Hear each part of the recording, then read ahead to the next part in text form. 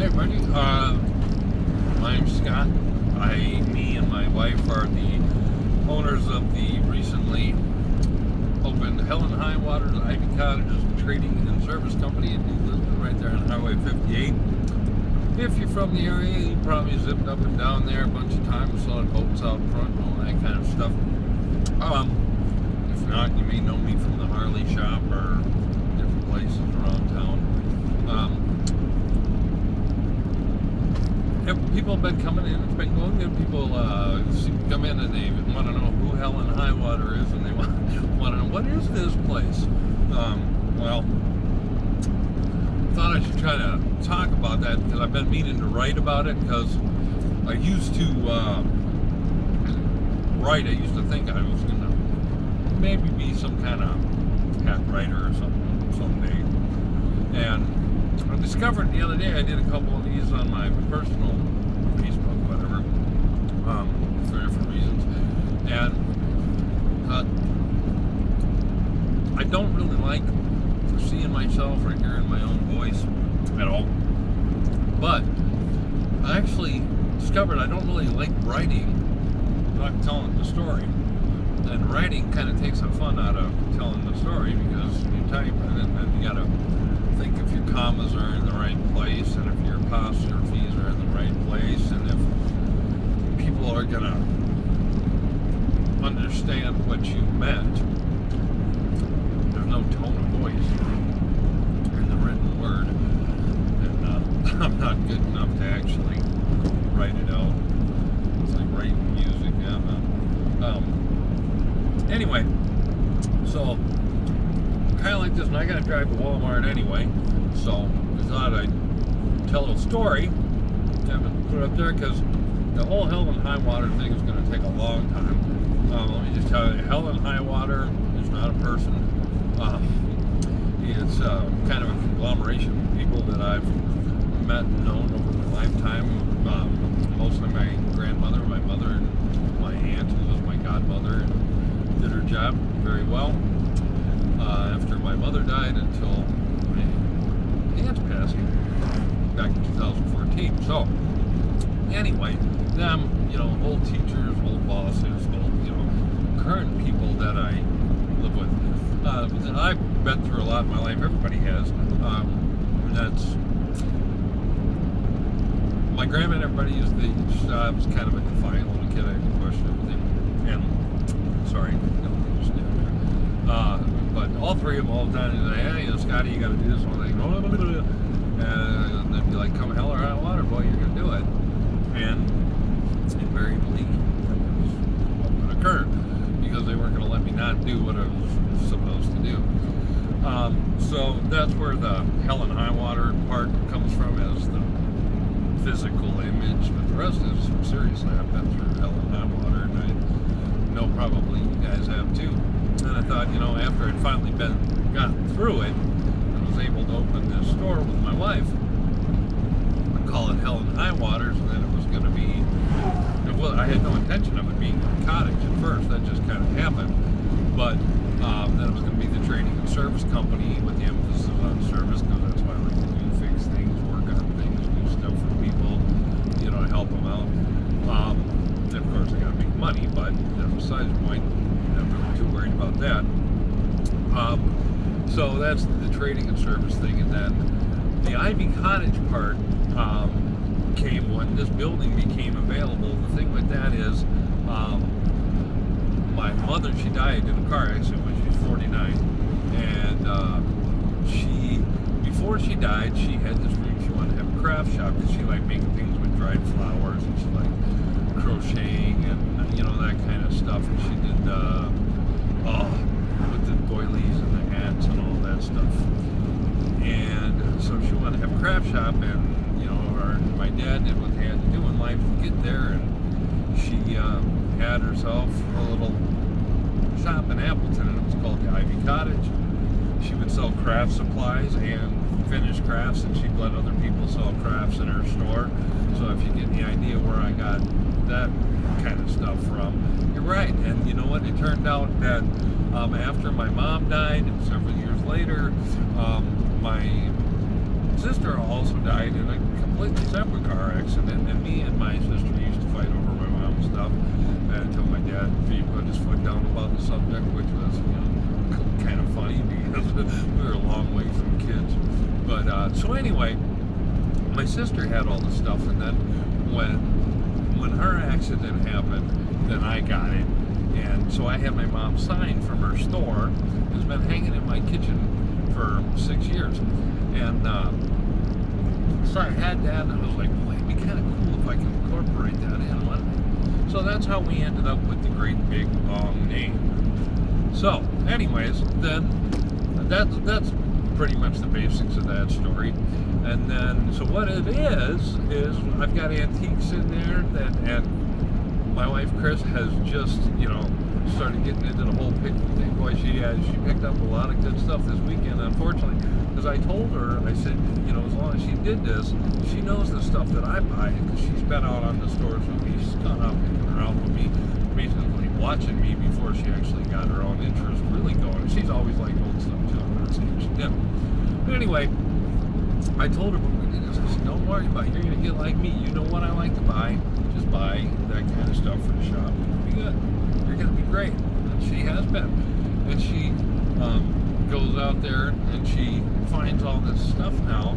And I had to tell her today when she came back, I said, you took this a little too literally, because when I said, the stuff that I buy, I meant stuff that I would buy and sell. That's stuff that I would buy and keep, because that's what she brought back, was a whole carload of stuff that I don't want to sell. But business is business. Can't keep everything, because, all right, I already had a 28 by 30 or 40 pole building out there full of this stuff. That's how it got in there.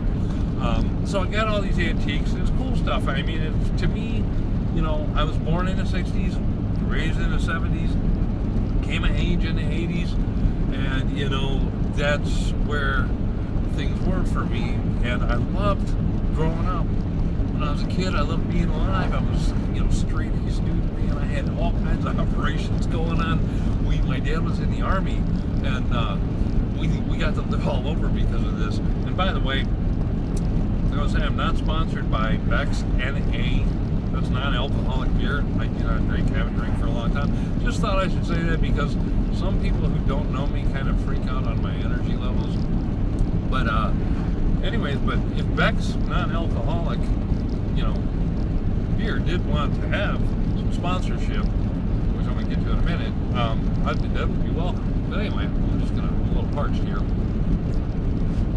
So anyway, I got stuff that I thought was cool, and here was the deal. When I was a kid growing up, a lot of times back then we had one of those downturns in the economy, I guess, at the time, as far as what I could tell. I mean, I wasn't very old or smart, but back at the time, the toys got handed down, the clothes got handed down, stuff like that. There was toys that my dad played with as a kid that I would play with as a kid, at my grandparents' house. Or, my Uncle Darwin, my Aunt Bonnie, they lived out by my Aunt Bonnie's parents, and they lived out in an old farmhouse, and they had all kinds of old stuff. All the kind of stuff that I have in the store. So I just always liked that kind of stuff, and so that kind of stuff is in there. Then I have musical instruments, because I play, and we don't have a music store around us, and I have got a bunch of guitars, and I know, there's no place that has guitar strings or anything like that real close, so I figured, hey, we'll throw that in there too. And then I got the porch out there. If you drive by, you can see it's a great big thing. We'd like to have people come out there and socialize, hang out, have a soda. We got bottled soda. I've got cream soda, root beer, kitty cocktail from Point Brewery. I got IBC soda. I used to drink that as a kid down in St. Louis.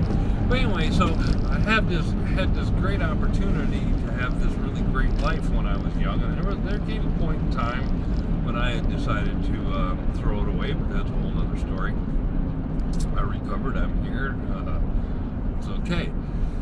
So we got that. I got Watkins products. We have coffee. We've got this It's called Backroads Coffee. And it's from Hayward, Wisconsin. It's great stuff. We sell that. We have it. You can come in and have a free cup anytime you want. But we do sell it in bags, and just different little oddities and curiosities and whatnot.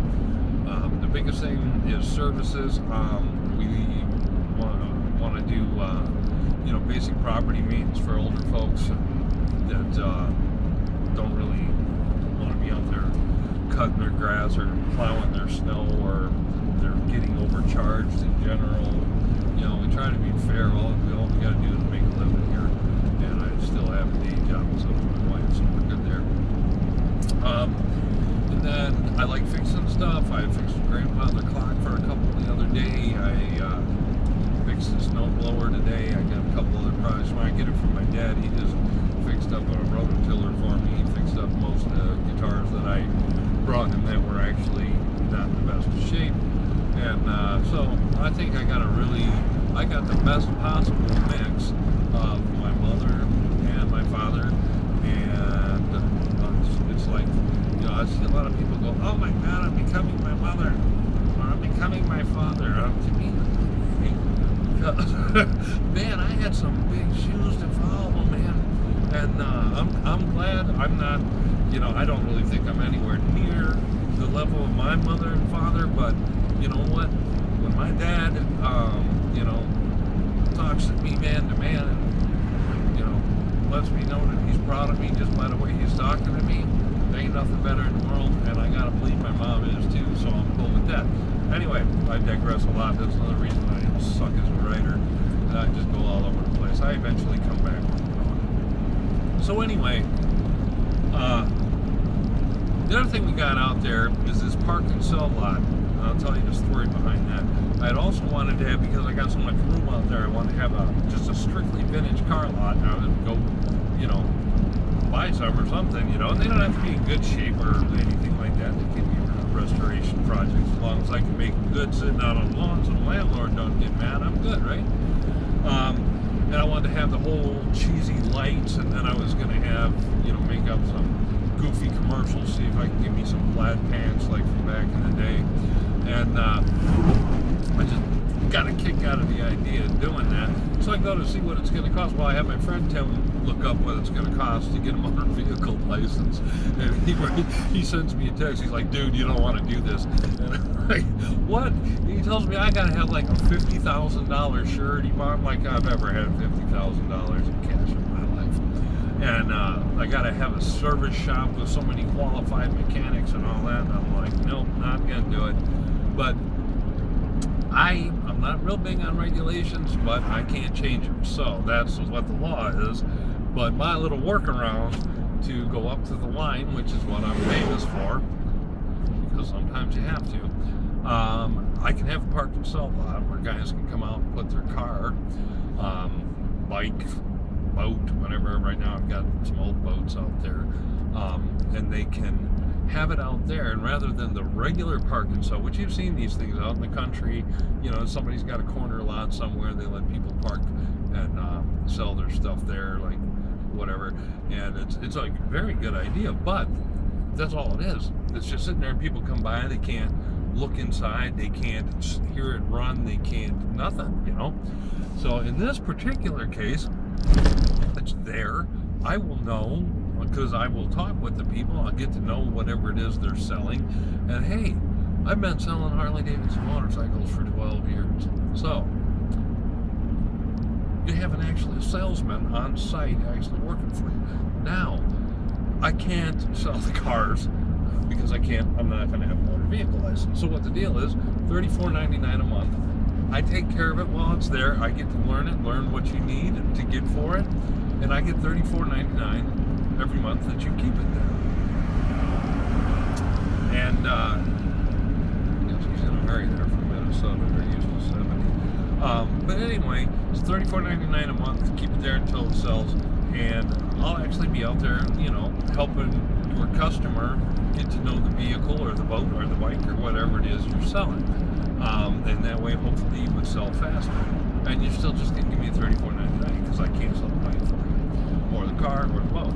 Well, I could sell the boat, but Anyway, what I do is the paperwork is going to be between you guys. You exchange the title, sign on the I sold so and so line, and exchange money. All I get is $34.99. I do not get any fees, any commissions other than that. That's it. And tax, of course, because that's there are places that do skim on the tax. I will never say who any of them are, and I understand what they're doing. I choose to pay the tax, so I gotta have to charge tax on what I'm supposed to charge tax on. And nobody is offended because really you're supposed to pay it, and it's not like it's going to me. It's just I'm transferring it from them to the government, who I don't want having your money any more than you do, but that's just the way it is. Sometimes you gotta have the serenity to accept the things you cannot change. So anyway, that's one of them. And so anyway, I got that. But right now, I have actually out there a 1941 Plymouth Special Deluxe suicide doors. It kind of reminds me of Colonel Klink's car from Hogan's Heroes.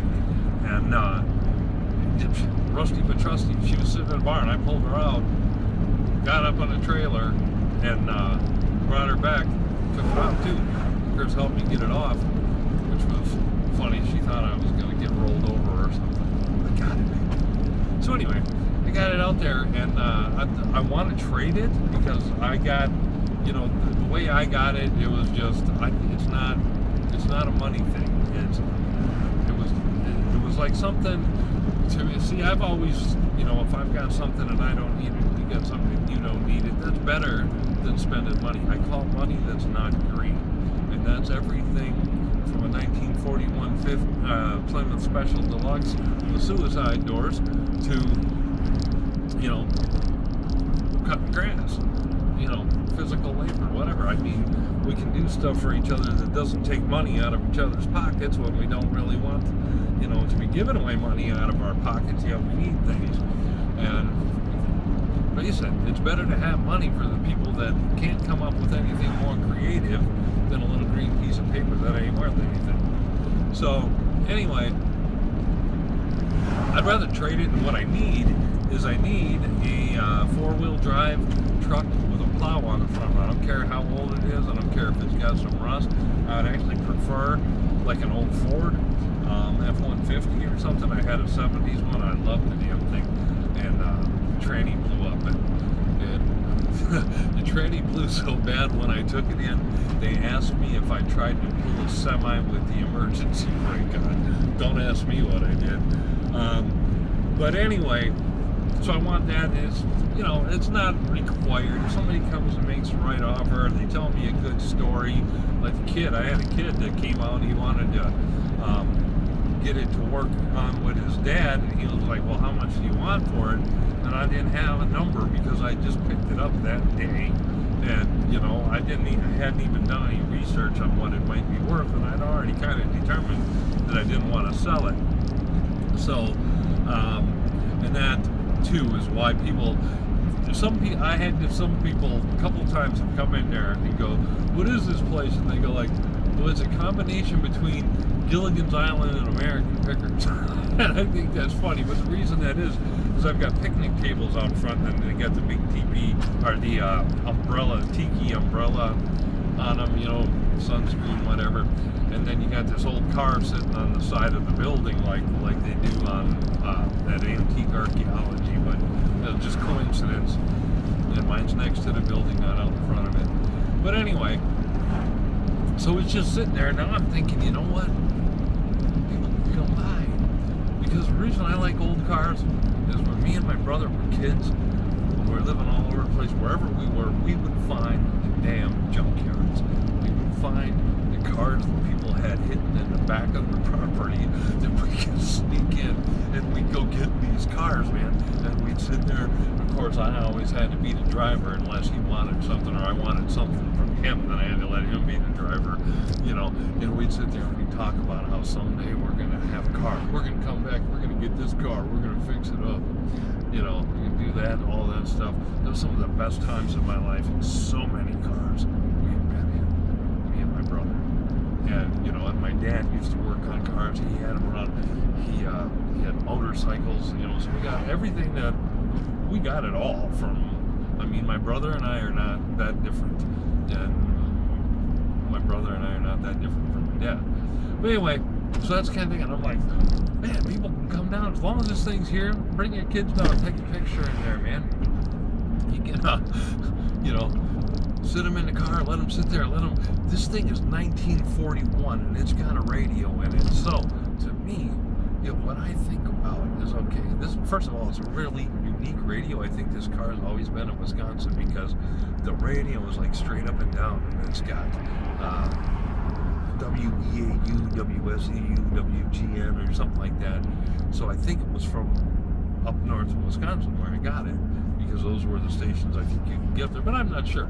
But anyway, this car is 1941. There's a very good chance that somebody was driving that big old beauty down the road when World War II broke out in 1944. That car's been here since before that. And it's beautiful. Yeah, it's rusty, but she's got all her parts, all the chromes. The guy bought the car.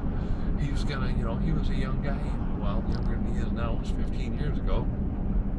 He bought it. He says he drove it home. I got a whole list of things that people say about old cars, but he says he drove it home when he got it. He started taking it apart. He took out the headlights. He took off most of the chrome. He did this, that, and the other thing, and then he just got too busy and he didn't get to it, and that's the reason, part of why he had to get rid of it. Or he didn't have to, but he needed to. And so it's got everything, and it's got to go to the right person for me. I have had a couple guys try to offer me something so they can chop it up and make a ZZ Top car or something like that. They probably weren't serious anyway, but this thing was here before the world changed like it did. And it's in one piece, and I think it should be kept that way. I don't know if it's going to run again or what, but I think it should either be left like it is and made to run as a survivor. That's what I would do with it, if you really want my opinion. Otherwise, to take it back to what it was. But once you do that, there are some very, very nice 41 Special Deluxes out there that have been restored or even in original condition. Jay Leno's got one, so there's plenty of those. This one's the only one that I've found that's original and has all its parts, which so, but anyways, kids can come down. I'm going to Walmart, by the way. I gotta pick up some stuff here. So yeah, that's what with the cars and all that, but that's kind of an idea. We want people to come out and have soda, play cards. I get the ping pong table out there. You come play ping pong with me. I got another friend who play ping pong. If you've never played ping pong, come on out. We also want to have, I don't know if I'm saying we, I don't know. I ain't got no mouse in my pocket, and I don't know if Chris is going to agree to this, but we want to have old people games, which is me. I'm very high energy, and I don't really like exercise and going to the gym and all that stuff. I've never done that. I like working hard and playing the kind of stuff I did when I was a kid. And ping pong is actually a pretty damn good workout, as me and my friend from work, who's not all that much younger than me, found out after a quick spell out there. But I got frisbees, I got croquet, I got different things, and I'm gonna have the radio is having ads this week, and or in the newspapers too, so hopefully things are good. We're all right. It's just people zip past us because they don't know we're there, but it's actually kind of a spectacle out there if you drive by and you're paying attention. And that's one of the things about the place that I like to just say that it's there for. The porch, it's open 24 hours a day. I got the radio on out there. There's magazines out there. You turn the light switch on, put a little sign. If you need to relax, go out there. We just need to slow down, man. We all need to slow the hell down. When I was a kid, my dad would get up in the morning, my mom too, they'd get up, they'd go to work, they'd come home, mom would make dinner, wash clothes, do dishes. Dad would be out in the garage working on a car, whatever. Then he'd go downstairs and he'd work in the trap shop, in the fur shop, skinning or cleaning the animals that he had trapped them in the morning before. And back then, I don't care what people say now, back then that's what it was, man. My dad trapped for money to keep us living, and I don't have any regrets about that. And I mean, it was actually a cool thing to learn. Now, anyway, so then they'd do that, and then they'd sit down and watch TV for a while, talk to each other, do what they had to do, tuck us off to bed. They'd watch the news and MASH, and then they'd go to bed. They'd do all that in a day and more, and still be happy with their lives. We're all running around being pissed off and ragged and never have any time to relax. I don't think my mom and dad ever thought anything about running a household was work. I think they just enjoyed it. Good times, bad times, whatever. I do too. I want everybody to slow down, enjoy life, help each other out. The world's gone crazy. It doesn't mean anything. We're not going to save the world. Helen Highwater's Ivy Cottage Trading and Service Company is not here to save the world. What we are to do is to try to be, a small business that does good things, and accomplishes what we want. We just being able to play in a store that's got pinball machines and maybe grand pianos in it, at least for me. I can't speak for Chris. I think she just likes the coffee. But anyway, so, hey, I'll just make some videos like this. They're going to go all over the place because my mind goes all over the place, but that's where I get most of my ideas, just letting it wander. And, if you want to make fun of my big ears, go ahead. I really don't care. I've known it since I was a kid, the first time I got a crew cut, which is, that's another long story. But hey, it's